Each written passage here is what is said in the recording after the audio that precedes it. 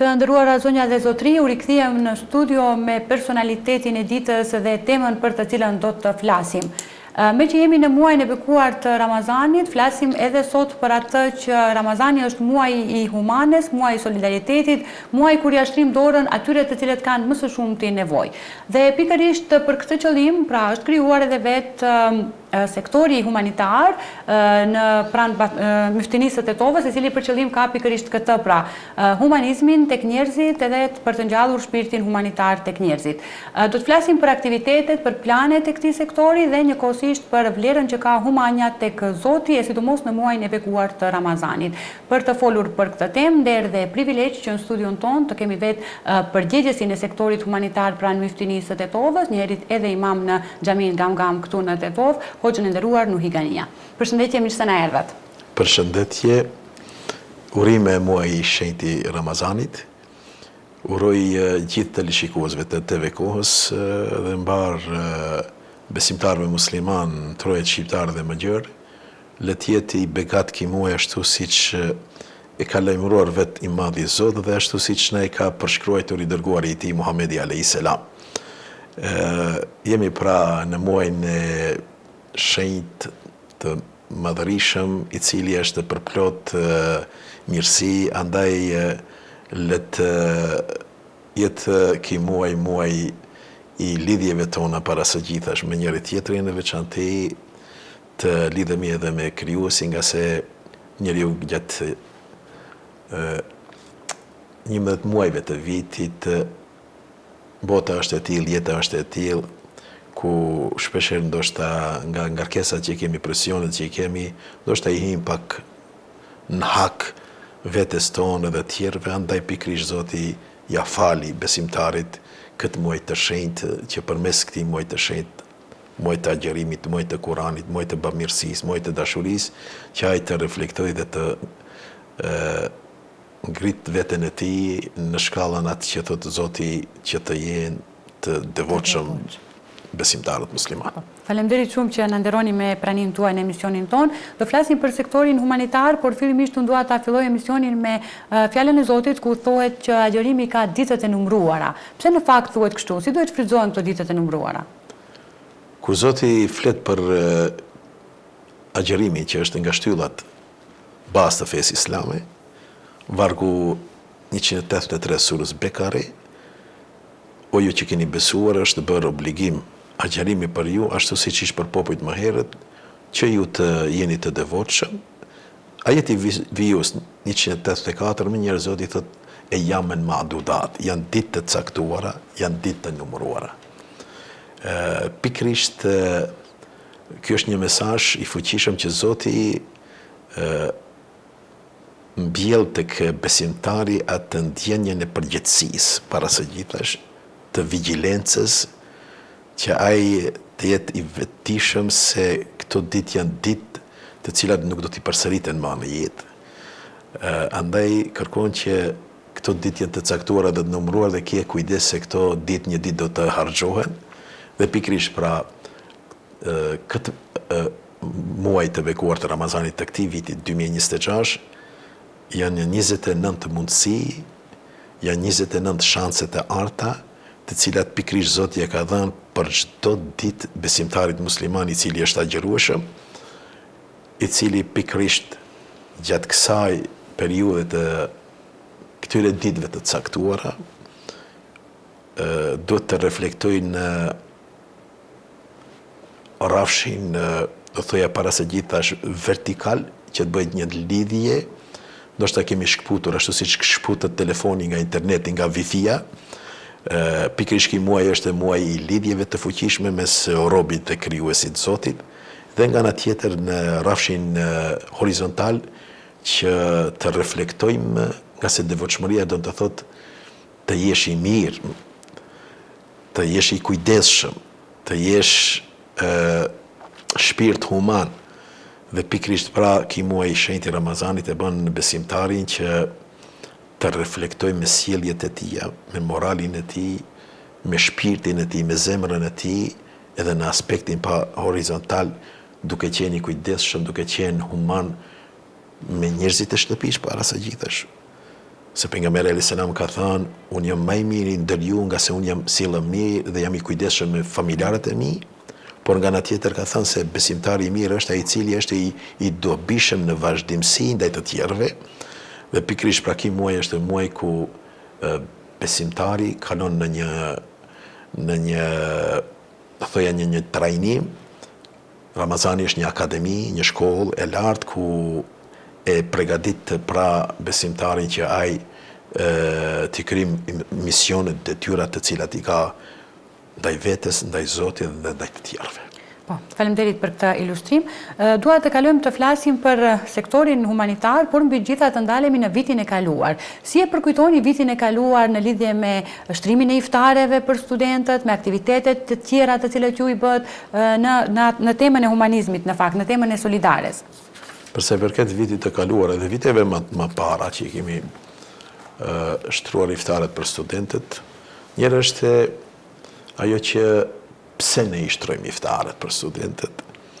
Pikrisht këtë mundësi e ka vetëm Tetova. Nuk e ka asnjë qytet tjetër këtu në Republikën e Maqedonisë së Veriut. Pikrisht është Universiteti i Tetovës dhe Universiteti i Evropës Juglindore, ku i kemi dikun afër 20.000 ndoshta student. Dhe ata nuk i kanë shtëpit këtu. Dhe ata atyre ju mungon ambienti i ngrohtë familjar dhe pikrisht lindi ideja jonë që ne para së gjithash njerë të ofrojmë studentëve mungesën e ambientit familjar që ato mos e jetojnë që bashkarisht ta kalojmë Ramazanin. Tjetra është shtrimi i iftareve është nevojë për studentët, nga se vetë kam qenë student dhe di se sa ishin të këndshme iftaret kur naftonin në Kairo fqinjt të cilët i kishim në ndërtesë, apo kur na linin iftaret para dere, vetëm i binin zilet, kur dilnim nga banesa, e kuptonim se ata na kanë dhuruar iftaret dhe ishte një lehtësim i madh, por edhe një nder i madh dhe një përkujdesje që tregonin dhe që na plotësonin mungesën e ambientit familjar. Dhe mos flasëm nga ana tjetër që studentët kuptohet se janë në ligjerata, tani jemi në kohën e dimrit, kur është shumë koha, është e ngushtë, dhe ai të ditën është në ligjerata, kur do të ketë kohë të përgatitje iftari, thotë çdo gjë na çonte të ajo që ne patjetër duhet t'i përveshim krahët, si thot populli jonë, dhe të jemi në shërbim të kuj, të ajkës, të ardhmes tonë e që janë studentët. Dhe vitin e kaluar, ka viti i kaluar, nëse ndalemi të reflektojmë pak se si kemi kaluar, para se të flasë se sa janë dhënë ato iftarët gjatë vitit e kaluar, është interesant se komplet rjetin që kemi të organizimit të iftareve, që nga qendrat që merr informacionet se sa student do të lajmërohen, do të vinë për iftar të digimi në sofër, deri tek përgatitja e ushqimit, gjithë ajo është ambëlsirat të cilat na i dhurojnë ambëltorët dhe restoranet, buka, gjithë kjo është ajo që nuk duket, kjo është ajo prapaskena. Ndërsa në skenë ngjarja që është, ajo është diçka që dhuron emocione shumë të mëdha. Ju keni marrë pjesë në iftaret e studentëve. Besoni se i gjithë viti tek ne në atë pjesën e lagjes ka një zbehje kur vjen Ramazani, vjen shpirti i lagjes tonë, nga se na kthen neve diku 1994, 95, 96, kur studentët ishin në atë lagjen tonë, klasat ishin të fakulteteve dhe beso se gjithë banorët e lagjes shpesh më ndalin thonë hoxho e ke gjallëruar lagjen me studentët dhe ne kthen atë nostalgjin që kemi pat me studentët. Dhe pikrish pra gjatë Ramazanit të vitit të kaluar ka qenë diçka fenomenale ajo ardhja e iftareve, ulja në sofra, përgatitja, shpërndarja pra servisimi i pjatave, gjithë kjo dhe fal Allahut para së gjithash, nga se Allahu thot pejgamberi alayhis salam ka lajmëruar se robi që është agjerueshëm ka di gëzime. Njënën e ka kur takohet me iftarin, tjetrën kur takohet me Zotin. Dhe pikërisht besoni se ato iftare nuk i japim ne, nuk i shtrojmë ne. Ato iftare Allahu ka mbjell dashuri dhe humanitet tek zemrat e besimtarve përmes agjerimit të cilët e kuptojnë se çfarë do të thotë nëse mungon. Kjo është një shkollë agjerimi që e mëson njeriu çfarë do të thotë nëse ai gjatë ditës nuk konsumon, a trupi kërkon që të ushqehet dhe të freskohet me pije, e kupton mungesën atij tjetrit i cili fare nuk e ka në sofër ushqimin, apo që fëmijëve motit që ka shtruar një vakt të mirë. Pa pikërisht ajo e bën që besimtarët nuk në kanë lanë, nuk i kanë haruar studentët, dhe janë ditët të cilat i kemi nga 550 porcione, kemi ndërtesën objektin me 3 katë, ku 2 katët e para janë të destinuara për gjinin femrore për vajzat studentet, ndërsa kati i lartë është për djemt.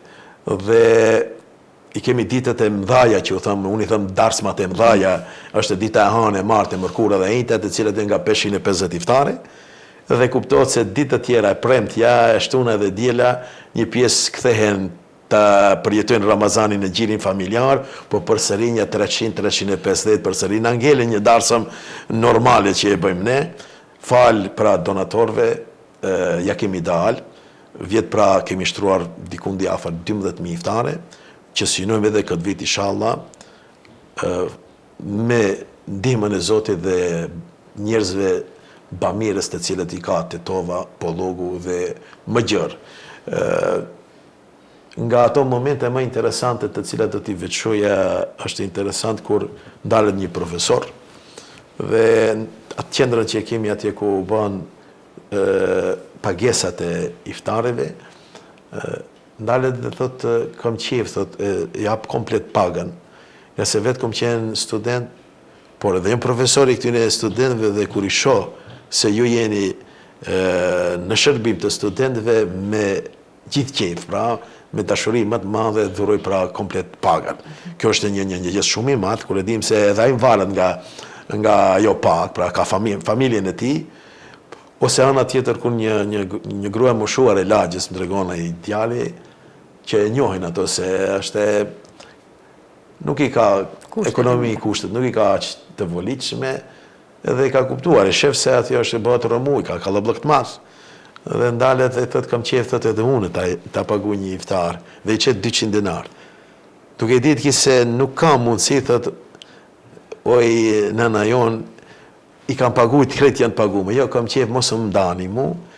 Këto janë parat që i kam për t'i blej barnat, për këtë muj nuk i blej.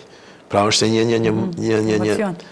ndjenjë dhe një moment që të le të mendosh shumë të thellë.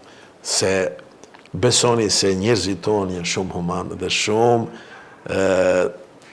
të kujdesshëm këtë aspekt, sa që ne kemi dhënë këtë provim. Është historia e vëllezërve tonë që dhunshëm u larguan nga Kosova, gjithë botën lam goj hapur për mikpritjen dhe solidaritetin dhe ne dham çfarë patëm gjithë ato, ne nuk i dajtëm nga sofrat tona. Edhe këtë kush e ka bë pikërisht është e feja që në formë permanente ka edukuar besimtarin që ai të jetë bamirës. Përveç këtyre emocioneve nga viti i kaluar, të kalojmë të flasim pak edhe për këtë vit. Cilat janë planet dhe aktivitetet që i keni parapar për këtë vit të realizoni? Një nga projektet më dore është shtrimi i iftareve, kuptohet, këtë edhe kur neve do të na harrohet emri, kur trupi jonë do të shndrohet në dhe, dhash Zoti që të kemi gjenerata të edukuara të cilët do ta vazhdojnë, se të investosh tek rinia do thotë të ketë të ardhme. Projekti tjetër është projekti i përgatitjes së pakove ushqimore, të cilat do të organizohen në sektorin për humanitet pra Muftinisë të Tetovës, në bashkëpunim me donatorët pra të cilët, bamirësit të cilët do t'i afrojnë pakot. Kemi një projekt tjetër që mendojmë se duket që është ndoshta që odesh kahmoti ta kishim bë, është vizita e njerëzve, imamëve, operativës së muftinis, aty për aty para iftarit, tek familjet ku njerëzit kanë ngel, nuk i kanë njerëzit e shtëpisë, i kanë në gurbet. I dim se ato janë në lagjen tonë, ata kanë nevojë në sofër të ulet dikush, bashkë ta ndajnë çajo çfarë është në sofër, pra është e trokit në derë para iftarit, kjo është projekti, që të dhurojmë dashuri, që të tregojmë se ne i ndëgjojmë, ne i shohim dhe ne ndajmë edhe dhimbjen e tyre që kanë për mungesën e njerëzve familjarëve të ngushtë. Tjetra është projekti vizita që do të bëhet përmes një kompanie pra që është laboratorisë qytet që e kemi, që do të vizitohen njerëzit të pamundshëm, që nuk kanë mundësi të moshës së thellë, dhe aty për aty do të bëhet analizat e gjakut, të sheqerit, të një kontroll me stafin mjekësor që kanë, dhe përshkrimin e medikamenteve të cilat do t'i sigurojmë fal donatorëve, edhe kjo është një reflektim që duhet të kemi ne besimtarët, nga se Zoti nuk do na pyes neve në botën e ahiretit farë hëngrëm ne, sa ushqyem ne, po kë ushqyem ne. Si e mbajtëm veten tonë, po si i mbajtëm të tjerët ne, si u kujdesëm për të tjerët ne. Dhe ajo fundi që është dita e Bajramit, inshallah Zoti na mundson të arrim, por para se gjitha është ditët na i pranoj të agjerimit, të jetë i lehtë agjerimi ashtu siç patën ditën e djeshme, edhe sot elhamdulillah ka qenë një ditë shumë e lehtë, ditë e madhe, dita e Xuma, tjenë edhe ditë të tjera, po e jamen ma dudat, ditë të caktuara, shkun, 2 ditë, na kanë ngjerë edhe 27 ditë. Pra Zoti tërheq vëretin, keni kujdes, shfrytëzonja në maksimum ditën se ajo ditë më nuk do të kthehet më, dhe është pra shpërndarja e çantave të cilën që këtu e kemi.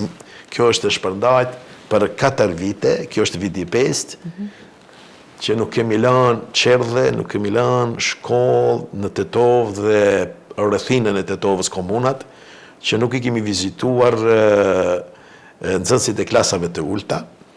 Kemi shpërndarë dhuratat për Bajram edhe në spitalet, siç është në Kozle, në klinikën universitare, tek spitali i fëmijëve, dhe nga ajo që më ka lënë një moment të cilin nuk e harroj është kur vizituam një nga shkollat fillore të qytetit të Tetovës, Kikishit, dhe kur u futëm atje, morëm numrin e saktë sa janë nxënësit nga drejtoria rajonale për arsim, dhe drejtoresha tha, hoxha, se dinte se jam hoxh, tha, a do t'ju shpërndani vetëm muslimanëve, shqiptarëve, dhe jo thash ju shpërndajmë gjithëve, se kjo ditë feste për të gjithë, dhe u futëm bashkë me drejtoreshën me një klasë, i shpërndajtëm atë, ishin nxënësit e klasave të 4 apo 3, nuk kujtohet sakt. Pasi që dulëm, një nga shërbetorët ju afrua drejtoreshës dhe i përshpëriti në vesh. Dhe më tha, zotëri tha, bën tha të kthehemi përsëri në klasë, është të ndodhë diçka ta shifni. Si thonë Mileti, mu kutën kamë, thash pale çfarë kanë bë.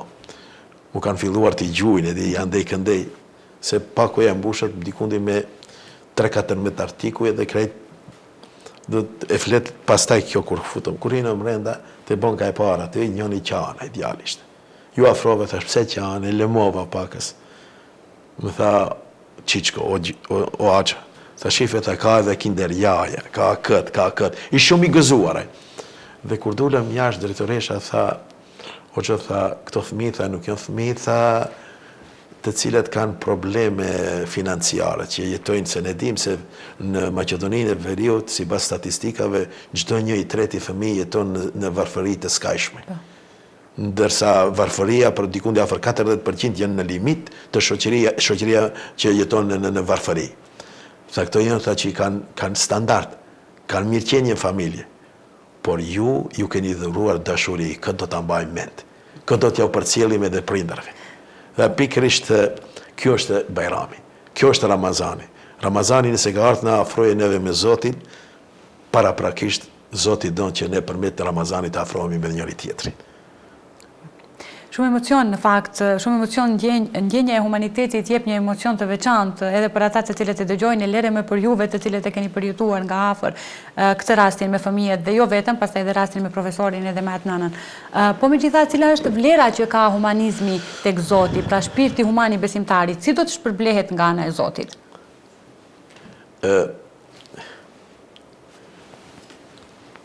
Feja të cilën e kemi ne edukon besimtarin që ai të ketë shpirt human. Dhe pikrisht kur flet Zoti për adhurimin, nuk e ka ndajt aty për aty afër e ka lënë edhe humanitetin. Nuk ka kuptim besimtari të jetë i mirë me Zotin mos jese human. Pra, të jesh i mirë me Zotin do thotë me automatizëm njeriu do të jetë edhe human.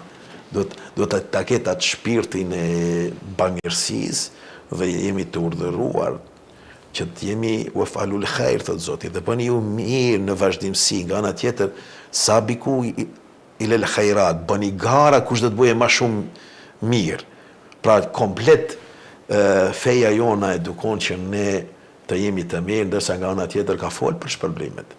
Kur flet për shpërblimet në botë, këtu janë shpërblimet kufizuara njeri me njeri. Punon komplet muajin e merr në fund pagën, është ditë një pagë, nuk merr 10 pagë, por tek Zoti thot kush bën një punë të mirë në shpërblim, 10 fish dikund i shkon, 70 fish dikund i shkon edhe 700 fish. Sa që e ka bën që mirësia thot Zoti është i ngjansi asaj farës, e cila kur njeriu bën mirësi, e cila kur e gjum në tokë i nxjerr 7 kalli, secilin kalli ka 100 farë, kokra gruni. Pra, kjo është stimulin që ja jep feja që besimtarit të jetë i mirë. Nga ana tjetër, mos harrojmë se shpërblimet për botën e ahiretit janë shumë të mëdha, saqë një nga dyert e xhenetit, të parajsës, mban emrin dera e bamirësisë. Dhe aty ekskluzivisht do të futen vetëm ata të cilët ishin të mirë në këtë botë, të cilët ishin bamirës. Dhe Zoti gjithmonë i flet besimtarit inna Allah ma'al muhsinin, vetëm me të mirët është Zoti. Pra gjithë kjo e bën që besimtarin pra ta nxit pra feja që ai të jetë i mirë, të jetë bamirës, të mund të jap aq sa mundet, sa që Zoti thot se o robim, jep që të t'jap. Nga ana tjetër, Zoti na ka edukuar neve që ne të ndajmë edhe me ata të cilët nuk janë afër me ne, edhe të cilët nuk janë fare, nuk i takojnë as nacionalitetit tona, po edhe fejes tonë. Pra, bamirësia nuk njeh kufi. Zoti ka qejf që besimtarit të reflektojë dhe të jetë human në shpirt, dhe në këtë muaj reflekton më shumë bamirësia, nga se vetë pejgamberi alayhis salam, i cili njihet si njeriu më human, saqë kur ka dalë nga kjo botë asgjë s'ka lënë tërshikimtarëve të vet, çdo gjë që ka pat ka ndajt me njerëzit, ka ndajt edhe ushqimin. Tregohet se kur pejgamberi alayhis salam ka hëngër ushqimin, është afruar një zog. Dhe pejgamberi alayhis salam është larguar nga sofra se ka ditë se zogu ka ardhur, ka nevojë për ushqim. Paprikërisht edukon pasuesit e tyre, besimtarët, që ne të jemi të mirë, por jo vetëm edhe me njerëzit, por edhe me botën e gjallësave. Pra gjithë kjo është ajo që Zoti e don që besimtari pra të jetë i formuar dhe të bamirës. Dhe pejgamberi gjatë muajit të Ramazanit flet Aisha, bashortja e tij, se komplet ndryshonte nga muajt tjerë, edhe pse ishte shumë bamirës, në muajin e Ramazanit ai shtonte bamirësinë. Ai ishte i kujdesshëm për jetimat, ai u jepte fukarenjeve dhe nuk ishte natë që nuk ushtronte iftare agjerusve. Po. Me qenë se përmendet edhe ju pak më herët që koha e iftarit është edhe e limituar, ne nuk duam t'ju marrim më shumë kohë, sepse do të filloni sigurisht edhe me përgatitjet e iftarit, e për këtë pjesë nuk e di nëse familja juaj do t'ua fal kushtimisht tënë që çdo iftar jeni pranë studentëve dhe jo pranë sofrës në familjen tuaj. Nuk e di në këtë pjesë ndoshta shpërblimi duhet jetë edhe për familjarët tuaj. Gjithsesi, kjo nuk arrihet vetë. Kemi kuptim, kemi mbështetje edhe nga familjarët, se besoni se edhe kemi edhe obligimi edhe ndaj familjes, po i kemi nda. Kemi marrë vesh, kemi kuptuar se dikush do t'i bëj këto punë, jemi të vetëdijshëm, dim çfarë pune jemi duke bë, dhe kjo është e thjesht të jemi në shërbim të studentëve, të jemi në shërbim të nevojtarëve, të jetimëve, dhe dash Zoti pra që këtë muaj të reflektoj dashuria, bamirësia në mesin tonë. Padyshim. Faleminderit shumë Hoxhë nderuar që ndat nga koha juaj për të na nderuar dhe lutim Zotin edhe për këtë kontribut që ju shpërblej sigurisht. Faleminderit.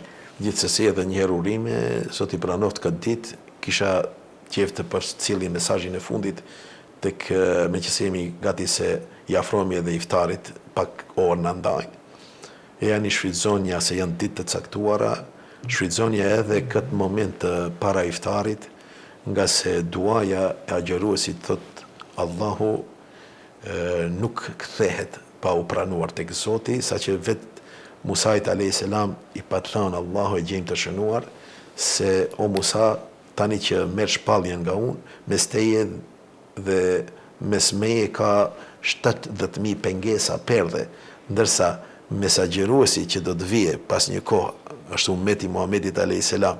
dhe mes meje, kur ai është para iftarit dhe më lutet, pra nuk ka asnjë pengesë, asnjë perde. Andaj shfrytëzonja se duaja më e qelluar, më e fuqishme. Gjithë kemi brenga, kemi nevoja për shëndetin, kemi nevoja për mirëqendje, kemi nevojë për një dashuri, për ndarjet që ndan njerëzit, problemet të shumta që i kemi, nevoja për udhëzimin e fëmijëve, brezit të ri.